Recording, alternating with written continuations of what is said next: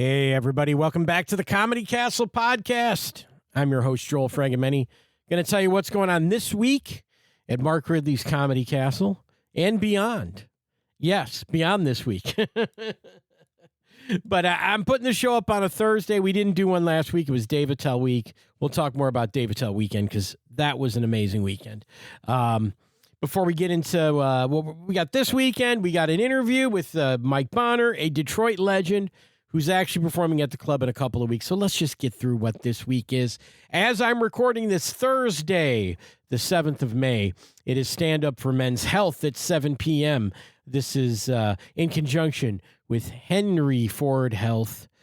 Stand Up for Men's Health is going to be offering prostate cancer screenings at this show this evening, as well as an awesome comedy show with Billy Ray Bauer headlining, Cam Rowe featuring, Tim Finkel is the MC, all headliners, all awesome local comedians who are good friends of mine, and they're all going to be performing for you. That's tonight.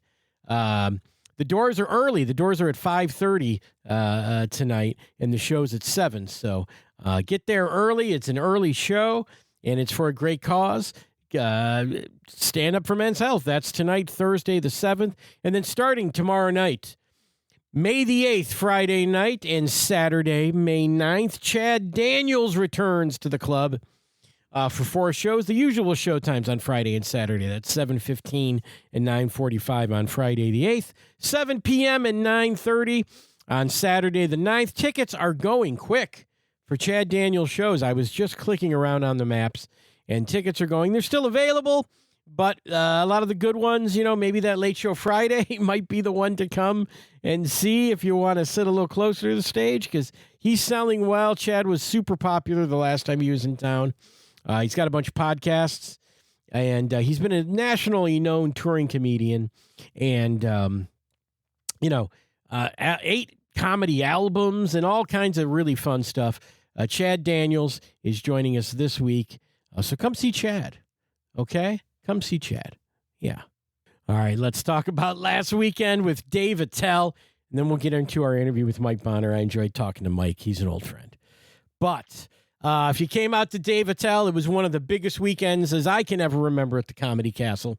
And I want to thank you guys. I think you saw some awesome shows with Dave, with whether you came on Thursday and saw Zach Martina as the feature, or whether you saw Nicole Amy Schreiber featuring on the other shows. Maybe you saw one of the guest spots, and that could have been Noah Chapp or Ned Rice. Could have been anybody. Might even saw my dog Baxter if you came to the 4 o'clock Saturday show. My dog Baxter was with Dave. I'll explain that in a minute. But what a fun weekend. Dave Attell with really brand new material, I would say, 99% of it from the last time he was in town. Just killed it. He is considered the GOAT. He is considered the king. 6 amazing shows. I'm sure Dave will be back at the club. It's been about 2 years since he was here last. And, maybe it'll be another 2 years. Maybe it'll be less than that. But we hope we get him back soon. You guys really turned up. Awesome shows.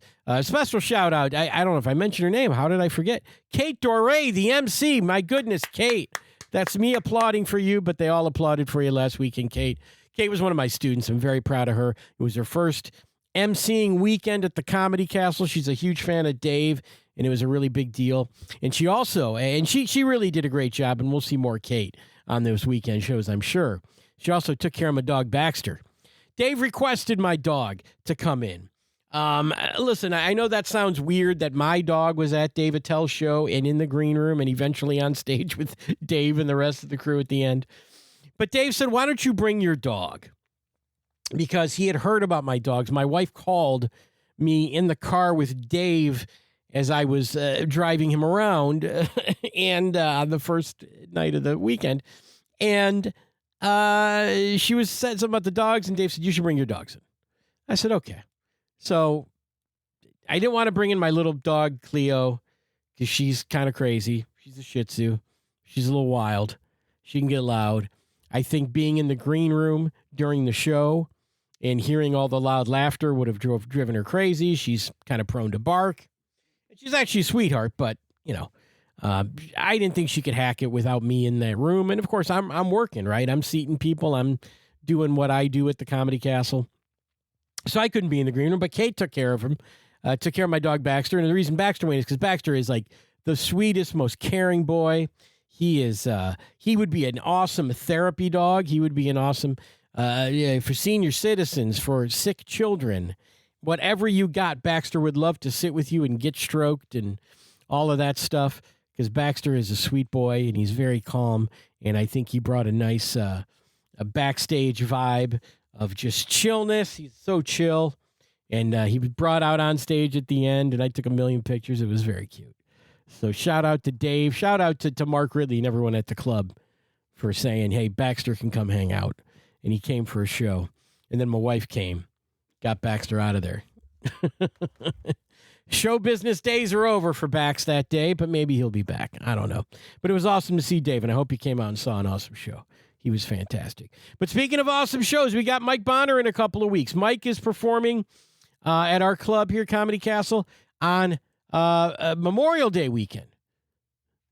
That's when Mike's there. So it's a couple weeks out, but we thought, hey, why not put Mike on this week? We didn't get an interview with Chad. He was unavailable. And Mike is going to be doing shows on the 21st, 22nd, and 23rd. Again, go to comedycastle.com for all the tickets to all of these shows.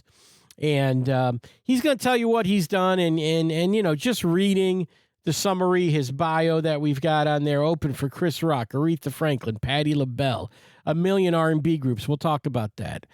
Mike also is starting to do a little, and you may see this on the weekend. He's still working on it, as you'll hear, doing a little singing with his piano player. You can see him at the music hall. He's done some shows down at Motor City Casino as well that I'll tell you about. He got his start as an actor, which we'll hear about in this interview. And we talk about Mike on Def Comedy Jam, the legendary 80s and 90s Def Comedy Jam show, which he was the star of that. We'll talk about being on 910 AM, where I was his co-host for years and years. He'll tell you about his new acting role in a sequel to a legendary 70s blaxploitation film. So anyway, it's a fun interview with Mike. He's been around. He's seen it all. He's done it all, but he's still active, and he's still really, really one of the funniest guys in town. Let's throw it to Mike Bonner, and I'll be back after this. Here's Mike Bonner.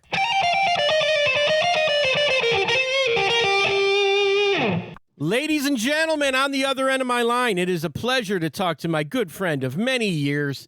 He's coming to the Comedy Castle. It's Mike Bonner. How you doing, Mike? What's going on, Joe? How are you? I'm doing good, man. It's a pleasure to get you back at the Comedy Castle for a headlining weekend. Yeah, it's going to be fantastic. It's my home club. Yeah. It's where I birthed my comedy career. Back when I was a young kid, I still had a head full of hair. I was a young kid walking down 6 Mile in Detroit and said, I'm going to try comedy. Because when I started doing comedy, I just came from doing theater.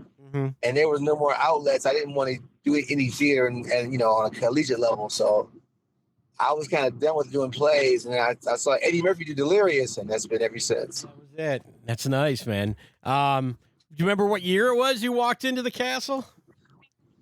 87, 88, 88. Wow. Whatever night it was one of the first nights that MLK was celebrated as a national holiday. And I remember going up last that day. Okay. That happened to talk about we shall overcome. We overcame shit. I'm last. Now, how'd you do? Do you remember how you did? How was your set? I did pretty good. I imitated the guy before me, and I tell you who was emceeing the show. Tim Lilly was emceeing the show. Okay, yeah. Tim's great. And there was an Indian guy who didn't stay in the business very long before me, and he had a hard Indian accent, and I imitated him a little bit. He got a couple of chuckles, and that was it. Well, that's... And my jokes back then kind of sucked. Well, I mean, I think we all look back at our first year in comedy and kind of cringe a little bit, but you know, you're only compared to the other young guys in a way. You know, you can't compare yourself to the greats because they worked a long time. Now these young guys have social media to learn how to do stand-up comedy. They got great comedians like yourself and Bill Bouchard teaching classes. Yeah. So these guys got a quicker way to a little bit, I agree. Business than we didn't have anybody. That's true. I used to watch like cats like, you know, Honan and watch like Lowell Sanders, Tim Allen, a few cats, Bill, I can't think of his name. There was a few guys that watched and watched them, and they were like Tony Hayes, Bill Thomas, maybe. Bill Thomas, that's what it is. Bill Thomas, yeah. I would watch those guys because they were the standard back then. Right. No, man, that's great. And then one of the things we've been running, we run the little previews before the shows. So currently, if you come to a Comedy Castle, if you want to come before Mike's Weekend, that's okay. We got a couple weeks, but we are running a clip of you on Def Comedy Jam to promote. How's that? Yeah. What season? The first or second season? I'm not sure exactly, but that show, if you grew up like me and we were that age, young man, that was like the comedy show on television when that was airing. Tell us about that. It was one of them. Def Comedy Jam served its purpose. It was my first time on television. What it did do, it hindered mainstream clubs from booking you.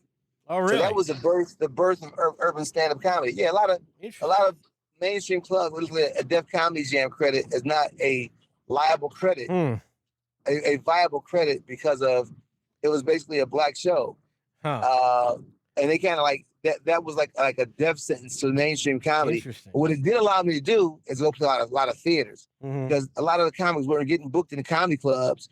What we did do was like the Fox, the Music Hall. Yeah.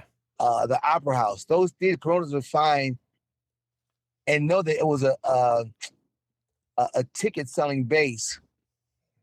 Yeah. Because there were nobody, utilizing those clubs, those comedians. Right. We did a lot more concert dates than comedy club dates. Yeah. No, that's cool. And you still, I know this about you. You take a lot of joy in, even today, all your years in the business. When they need an opening act out at the Aretha Franklin or the Fox, they got some R&B act in, some old school singers, whatever. You're the guy they call for those. I like that. I get a lot of those dates. Not all of them, but I am blessed to get some of those dates. And it has allowed me to play every theater in Detroit. I played the Opera House several times. Yeah. The Fox with Earth, Wind & Fire. I played the Music Hall. I play the Music Hall now every Monday night in the Aretha Franklin Jazz Cafe. That's amazing. Yeah, you sent me a clip. Yeah, you sent me that clip. That was dope. And what's so dope about playing there is that it's called the Preservation of Jazz, Celebration of Music. I'm a performing arts student from high school. Yeah. I did plays and theater and all that stuff, acting. And what it's done is allowed me to get back into singing. And I have my own band now. I played the Motor City Casino soundboard but Motor City, a space there called Amnesia with a piano player. Okay. I did song and joke. And which I really love doing song and joke. That's great. I don't want to be a one-trick pony. I don't want to just be a straight comedian or a straight singer, a jazz and R&B singer. I want to do jazz, R&B, and I definitely never gonna leave stand-up comedy. Right. Stand-up comedy is my main baby. Yeah. Well, that's a thing that when you think about people who sing and people that could dance and all that, that was guys in the 60s and 70s had to do all that. Right. It seemed like, variety stars. Richard Pryor was a jazz singer. Yeah. Richard Pryor was a jazz singer. He wasn't always a stand-up comic. And I love singing jazz. I love doing R&B. I'm performing at Cliff Bale's, which is one of the most yeah, that's cool. That's a great notable place. comedy club, jazz clubs in the world right now. Cliff Bale's in Detroit. I'm going to be singing jazz there and hosting a big show called the Satin Dolls Jazz Review. So I love doing that. But comedy, there is nothing like stand-up comedy on the planet. Right. And playing the Comedy Castle, it lets you know that you're in a certain percentile headlining the Comedy Castle because the best names in stand-up comedy play the Comedy Castle. Yeah. Yeah. That's it, man. And it's exciting to have you back. We got your picture on that wall. I see it every day at work. I got to get a new picture. That picture's old. But you know why we have the old ones up, right? You can't put they're nailed to the wall. Well, that too, but Mark likes showing people before they were famous. Like we got these guys when they were starting out or before they got hot. Look at them; they look like babies, So, and I think that's inspiring too for a lot of young comedians to see people, look, this guy's got a full head of hair back then, or whatever it is. Seeing people's like first headshot from headlining the club, that's Mark's thing. Yeah. Signed a new one. I headlined it before that 8x10. But that picture's like after I did Def Comedy Jam in the 90s. Yeah. In fact, my sister, who rest in peace, took that picture of me. Oh, did she really? She's a photographer, around town. She's captured a lot of jazz artists. Nice. She's a music fan of music, and she took a picture of me when I was a kid. Right. Well, that's amazing, man. And then what else you been up to, man? You told me about this movie. You've got a movie? Man. It is really, really a good movie. I hold in, and a buddy of mine told me to lose 20 pounds. I played a younger guy. I have to dye my beard. Okay. Dyed my beard. I got in the gym, lost 20 pounds. I played a 40-something-year-old dude. It's really a blaxploitation movie that we redid called The Mac. We did Return to the Mac. And in this movie, the original film was about street life and what happens in urban America when a guy is hustling. Mm-hmm. Well, in part 2, what we did was, and we had the rights to use the characters from the first one. Okay. I played Richard Pryor's character, Lefty. Okay. And it's not so much about the street life of drugs and prostitution. It's about this guy who was a street hustler. He goes to prison 10 years. When he comes home, his daughter is now being sex trafficked. So it's like a pimp movie about hustling meets the Liam Neeson movie, Taken. Yeah, Taken. Yeah, Revenge. It's like an urban version of Taken. And nice. It's the guy who leads this movie. I play his best friend, but the guy who does this movie, the Liam Neeson style character, is a phenomenal actor from Detroit, Michigan named DeJuan Ford. Mm-hmm. But this movie's one we've done like 7 film festivals, and each film festival we won Best Picture. Nice. And even in Los Angeles, we did the LA Film Festival and the Hollywood Global Film Festival. We won Best Picture in both of those film festivals. And in Las Vegas, we won Best Picture, Best Screenplay, and I won Best Supporting Actor. That's amazing. It's really a great movie, and I couldn't believe it when they called my name for Best Supporting Actor. Because it's some great independent movies that are these film festivals. And each film festival, we've taken Best Picture. That's nice. All right. Return to the Mac. We'll look for that. Prime Video, you were telling me earlier? It's on Amazon Prime. There you go. Get your mic on your TV. Get him on stage. And you and I have history because we did. Absolutely. I mean, not just the comedy shows and getting to know you. And believe me, you were one of those names when I started in 99. You were one of those names that's a guy you got to meet when they were talking about the legends of Detroit comedy. Even back then, you were considered a legend. And I was kind of intimidated to meet you a little bit, But we always got along good, man. And you invited me. You're one of my closest friends in comedy. We ain't got to talk every day to know that I got love for you. I know. I got love for you too, man. I think you're a very, very funny, uniquely funny and talented dude. Great writer, great delivery. You understand the game. You give great advice. Yes. Your friendship is definitely one of my important friendships. Well, thank you, Mike. And you gave me the opportunity to be on the radio for several years with you on 910 AM. That was a fun time. It was a political talk station, but we made it funny. Yeah, we were the politics and made it funny. Evening entertainment, talking about the news, talking about things that went on, and just a million great comedians came on there, too. I will never, ever forget when your partner, may he rest in peace. I can't think of his name. Yeah, Corey Hall. Right now. Yeah. Corey Hall. Yeah. We had Kilpatrick's first cousin, no, not his first cousin, his brother-in-law. Yeah. On, and his brother-in-law is high school basketball champion, about 6'8", everybody 280. And Corey, what, 5'7"? he might have been 5'10", but yeah. It's not, and Corey went head up with this talk about why Kwame Kilpatrick should be in prison. That was one of the most electrifying radio shows we had. Well, you put me, this is my greatest night. I wasn't there that night, but one of the nights that I was there was in November of 2016, Tuesday night, election night. No one expected him to win, but Donald Trump was declared the president while we were on the air. Right. That was something else. And Hassan, my friend Hassan, was in the studio. Yeah, and he's a very, very smart. You know him. Well, he's a Republican, though. Dude. That was the thing, isn't it? Black Republican. Yeah. Christian, Muslim name, turned Christian, turned Republican.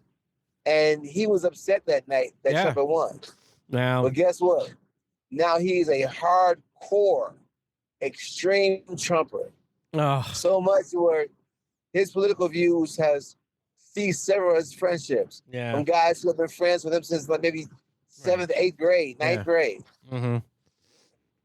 Well, that happens to people. I'm sorry to hear that. And I mean, you guys, it's terrible. And you guys don't talk anymore, or you still do? This as a black man in America, this is how I feel about it. Yeah. I don't give a damn who the president is. It's gonna be the same for me. I gotta hustle. Yeah. I gotta hustle and make it happen. So whether it's a Democrat, whether it's Obama or Trump or David Duke, I still got to get down. Yeah. Yeah. It doesn't matter who's president. I mean, you know. Well, the Voting Rights Act in Louisiana was overturned the other day. That is true. But it's just the way it is. You got to keep grinding, man. You got to find a way to win. Yeah. You have to find a way to win. No matter, these are the cards you have. What you gonna do with them? You gonna throw the deck in and say, I give up? No, I'm not gonna give up. I'm gonna keep grinding. That's great, man. And then the one thing too is when Trump was declared the winner, you were looking at me like, "All right, white guy, your guy won. What happened?" And I was like, "But I didn't vote for Trump. That's not my guy." I know. That's not your speech. And even it is. You know what? There are some good folks who voted for Trump. Yeah. Everybody voted for Trump ain't crazy and racist. Right. There's some good people who voted for Trump. You can't put everybody in the same. Yeah. Some things I'm conservative about. Something I'm liberal about. I'm not. I'm an independent now. Yeah. Okay, well that makes sense, and I've always considered myself an independent. When 9/11 happened, I voted for George Bush. Yeah, right. No, I get that. I always considered myself an independent, but as the Republicans have gotten more crazy, I will now identify as a Democrat. I'm an independent. That's good. There are some Republicans with some good views who aren't crazy, crazy political cultists. Yeah, yeah. Another thing I liked about that station and your show was that you had so many funny young comedians on that show. People that I had really even never met. Like a lot of comics from the city that I had never hung out with or met, like Dre Murray and T-Barb and some of these people, and they're all having success. T-Barb's killing it right now in LA. Absolutely. Yeah. He hosts a comedy store every Tuesday night. She went there and made it happen. You know, T-Barb's T-Barb is a comedian with an MBA. Yeah. So not only is she funny, but she understands she's very astute business-wise. Yeah. So I think she's going to go far because you have those two combinations of business and your art form is dope. Mm-hmm. It's a win-win. Yeah, I agree. Look at Ron Taylor now. Oh, yeah, that's another guy. Yeah, Ron Taylor, a guy who came and did my radio show a few times. Now he just won Kevin Hart's big thing. I used to put him up at Club Bart when he was 17 years old, Ron Taylor. Right. He went to my high school. I know his parents. Yeah, okay. There you go. Yeah, Ron's awesome. Congratulations to Ron. You all get a grind, but, now that my mom is involved, my mom passed away January 21st. And my kids are adults now. When my kids became adults, I wanted to leave. My mom was a senior citizen, and mobility got bad, and that was a big part of her life. But now she's gone. Yeah. I don't know how much longer I'll be in Detroit. Oh, really? Oh, I don't know how much longer. It's time to go. While I'm still healthy enough, and still funny, and doing something different now with this vocals and piano and music. Yeah. I want to have a combination play. I played the Motor City Casino Amnesia to a big applause with singing and doing comedy. I think people are tired of seeing the same thing. Yeah. Well, I mean, there's an audience for that for sure. Absolutely. But Comedy Castle, you're bringing the jokes. Maybe you do a number. You can do a number at the end. We'll get you a track. Let's talk. I would love to have a keyboard player. We have that two together. It's hilarious. It's a great show. Yeah. Well, you can put that together too. You talk to me. We got a couple weeks. I text Mark. Now we have a conversation. I want to have my keyboard player come in at Thursday night. Okay. What did Mark say? Well, we could talk off the air, but maybe we'll do that. Yeah. Maybe that's a good time to come out on the Thursday or any of these nights. Because that's Memorial Day weekend, holiday weekend. People ain't got to work. Come out on Thursday. Yeah, it's going to be great. It's a weekend night amazing. That weekend. Yep. That's going to be fun, dude. Well, listen, man. It's been too long since we hung out. It's been too long since we talked, and I really have missed your wedding, man. I really wanted to come to your wedding, but I had to go out of town. No, I get that, dude. You're a busy man. I had that with a lot of comics. I had comics show up, but I had about one guy was in Florida and doing shows, and this guy was here, and I was like, I respect anybody who came to my wedding, even though I'm not a big fan of weddings myself. Really? Not really, man. How you like being married now? I was married 2 years. My wife took the buyout. Well, my wife, we're doing well. You know my wife. My wife's a lovely lady. She's sweet. She likes you a lot. So maybe we'll get her out that weekend. We got to do something. We got to get together and have dinner because I ain't got a girlfriend or I just want one of my women. You hear me? No, I'm just joking. Like, if you want to date Mike Bonner, you got to show up on May 21st to the 23rd. Yeah, I'm gonna try to get on television as well too. I'm gonna call my man over at Fox 2 and Channel 4 see how I can do a little interview. That's great, man. I mean, listen, you're to be starred in the 80s and like some of these guys you talk about, and those guys from the 80s, the Detroit guys. Some of those guys ain't around anymore. One guy's in jail that and it's all this stuff, and like, man, you're still out there doing your thing and entertaining people. That's amazing. Why you got to bring up jail? Well, but you know what, man? I'm gonna tell you why I think I'm able to hang in there over 4 decades of comedy. I'm gonna tell you why I think that I'm blessed to be in this business here. Comparison will steal your joy and drive you crazy. Yeah, no, you're right. Yeah. I don't compare myself to nobody. I stay in my lane and do what I do. No matter where I am socioeconomically, I still stay in my lane and stay prayerful and try to stay funny. I don't compare. I went to Jamie Foxx's Oscar party. I've been friends with Jamie Foxx since he moved to LA years ago. Yeah. And I see him out and it's love. I see Kevin Hart. I toured with Kevin Hart, rented cars. I don't compare myself to them. I just stay in my own lane and do my thing based on where I am. Well, you start comparing yourself, you lose your mind. I know. Well, listen, you are one of the guys, and I always tell people this, that always gets the audience. You always kill them. You always murder that crowd. It's always a fun time when you're on stage. I've never seen you have a bad set. Oh, it happens. I've never been there for it. But you know what? Everybody has a bad set. Yeah, they do. We do. One night when I was a young kid in my 20s, I snuck in. I was at the Comedy Store. My roommate was doing the Arsenio Hall show. Okay. And I snuck in the Comedy Store, and I watched Eddie Murphy, Dice Clay, and Sam Kinison perform. Yeah. And you know who bombed that night? Sam. Eddie Murphy bombed that night. And my heart sunk down to my ankles. Yeah. I couldn't imagine seeing Eddie Murphy bomb. Yeah. Everybody's going to have a bad set. Everybody. Yeah. It's part of the business. It is. But none on the weekend of May 21st. No, we're going to kick butt that day. Exactly, man. I'm coming to get it because my home club. Exactly. That's where I cut my teeth. Exactly. So let's get it, baby. Let's go. We'll have a great time. I'm so looking forward to it, dude. And thanks for talking to me today. And we'll see you in a couple weeks. Got you. At the club. Thank you, Mike. Peace, man. All right, man. Bye-bye. All right, Mike. Thank you. Good talk, Mike. Enjoyed talking to Mike. We were just getting rolling. And I'm looking at the clock going, I don't want to keep you people. I don't want to keep you guys. I want you to come see Mike and maybe brings that piano player on the Thursday night. Who knows? It's a couple weeks out. So you got time to get your tickets. Go over to comedycastle.com. And Mike's a guy that, he talks about urban versus mainstream and clubs. Anyone will have a good time at Mike Bonner. I'm sure, folks from the city of Detroit are going to show up in huge numbers for Mike. But you guys come out if you're from the suburbs. You're going to have a great time with Mike. It's going to be an awesome show. Always have fun with that dude. Enjoyed being on the radio with him for years. Some great memories from that one. And always giving opportunities to young comedians like me. I know I'm an old comedian now, but I was a young comedian. Mike was very gracious, popping on the stage at Club Bart back in the day in Ferndale. Yeah, always fun. So thanks to Mike. Come see him. And Chad Daniels this week, Stand Up for Men's Health. It's going to be a great week. Again, make sure to follow the Comedy Castle podcast. Can you do that? That's on Facebook, Comedy Castle Podcast, or Comedy Castle Pod on the Instagram. And, hey, Does the Comedy Castle, if you follow them on social media, do they repost those? They sure do. But we want the numbers. We want to have some influence. We want to be able to say to a guest, hey, you should come do our show. We've got this and that many number of followers. We don't have that many. We get lots of listens because the club plugs us, but, we're getting those thousands with their help.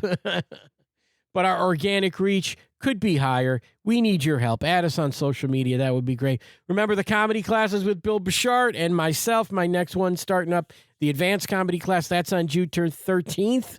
Saturday, June 13th at 12:30. Call the Comedy Castle at 248-542-9900 to sign up for the comedy classes. And as always, comedycastle.com has your shows, your tickets. They're all up there. Go to that resource. And that's the way you get tickets. If you go to any of these other things, we got to have a talk about that. Maybe next week. People buying these third-party tickets for $200. Don't do that. ComedyCastle.com has your tickets. Comedy Castle Podcast. We've got your interviews. We're telling you what's going on. Thanks for listening. Thanks to Mike for talking to me. We'll catch you next week. Bye-bye.